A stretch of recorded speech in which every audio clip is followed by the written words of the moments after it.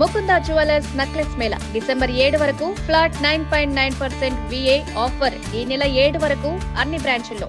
8వ వేతన సంఘం గురించి కార్మిక సంఘాలు, ఉద్యోగ సంఘాలు లేవనెత్తిన ప్రధాన ఆందోళనలకు కేంద్ర ఆర్థిక శాఖ స్పష్టతనిచ్చింది. ప్రభుత్వం నవంబర్లో టర్మ్స్ ఆఫ్ రిఫరెన్స్ ను ప్రకటించినప్పటి నుంచి డాక్యుమెంట్లో పెన్షన్ సవరణ గురించి స్పష్టంగా ప్రస్తావించకపోవడంతో చాలా మంది ఉద్యోగులు ఆందోళన చెందారు. దీనివల్ల 8వ వేతన సంఘం పెన్షన్లకు రాకుండా వేతన సవరణను మాత్రమే కవర్ చేస్తుందనే భయాలు ఏర్పడ్డాయి. పెన్షన్ సవరణపై స్పష్టత ఆర్థిక శాఖ సహాయ మంత్రి పంకజ్ చౌదరి రాజ్యసభలో ఒక ప్రశ్నకు సమాధానమిస్తూ 8వ వేతన సంఘం సాలరీలు, అలవెన్స్లు, పెన్షన్ను పరిశీలిస్తుందని కన్ఫర్మ్ చేశారు. ఇది మునుపటి వేతన సంఘాల మాదిరిగానే పెన్షన్ సవరణను అధికారికంగా అమలు చేస్తుందన్నారు. ఈ క్లారిఫికేషన్ దాదాపు 70 లక్షల మంది పెన్షనర్లకు ఉన్న ఆందోళనను తొలగించింది.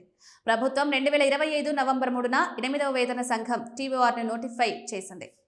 ఈ ప్రకటనను అన్ని వర్గాలు స్వాగతించినప్పటికీ 2 అంశాలు ఆందోళనకు కారణమయ్యాయి.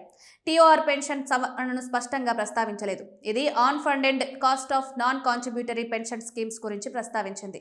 కాస్ట్ కటింగ్ గురించి చెప్తోందని యూనియన్లు భావించాయి. పెన్షన్ సవరణలు చాలా కాలం క్రితం పదవీ విరమణ చేసిన వారికి ప్రస్తుత ఉద్యోగులతో సమానత్వాన్ని కొనసాగిస్తాయి. కాబట్టి యూనియన్లలో ఆందోళనలు పెరిగాయి. పెన్షనర్లను మినహాయించడం వల్ల లక్షలాది మంది రిటైర్డ్ సిబ్బందికి నష్టం వాటిల్లుతుందని, దీర్ఘకాలికంగా అమలవుతున్న పద్ధతిని పక్కన పెట్టకూడదని హెచ్చరించారు. ఆర్థిక మంత్రిత్వ శాఖ మరో ప్రధాన ప్రశ్నకు కూడా క్లారిటీ ఇచ్చింది. DA 50% దాటినందున డియర్నెస్ అలవెన్స్, డియర్నెస్ రిలీఫ్లను బేసిక్ పేలో చేస్తారా లేదా అనే ప్రశ్న అడిగారు. దీనికి ప్రభుత్వం DAను బేసిక్ పేలో మెర్జ్ చేసే ప్రతిపాదన ప్రస్తుతం లేదని స్పష్టం చేసింది.